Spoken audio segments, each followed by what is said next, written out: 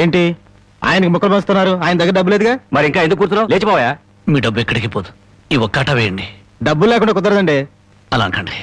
మీకు అనుమానం అయితే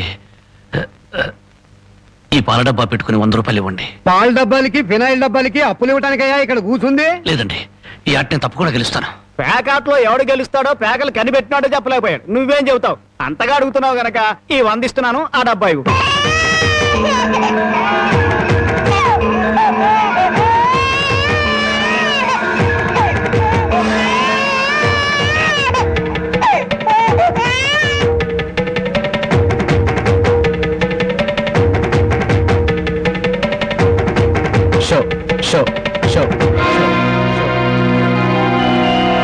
పేకాడ కోసం పాల డబ్బాలు కూడా తాకడ పెట్టాడు పాపం. ఇంకేముందని పెడతాడు? ఇదిగో బాబు,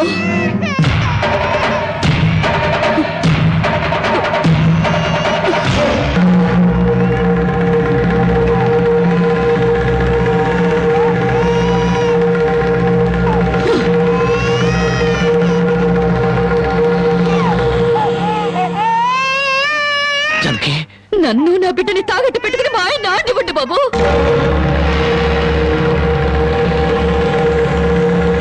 జానకి, నువ్వు ఇక్కడికి ఎందుకు వచ్చావు? భారీగా మీరు ఆడే ఆటను చూసి ఆనందపడదామని వచ్చాను. పసిబిడ్డ ఆకలిని బామ ఆరోగ్యాన్ని త్యాగం చేసి మీరు ఆడే ఆట చూసి గర్వపడదామని వచ్చాను.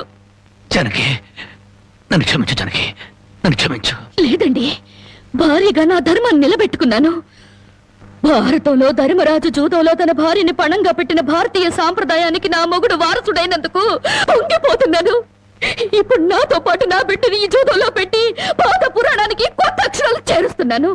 జానకి, నేను చేసిన తప్పే. సుఖాల్లో బ్రతికి నా ఇంట్లో కష్టాలు పడుతున్నా నీ కన్నీళ్లు తుడవాలని ఆడాను. మనిషిగా నీ ముందు ఓడిపోయాను. భార్యని ఆదరించడానికి ఇంతకన్నా మార్గం లేదా? జానకి,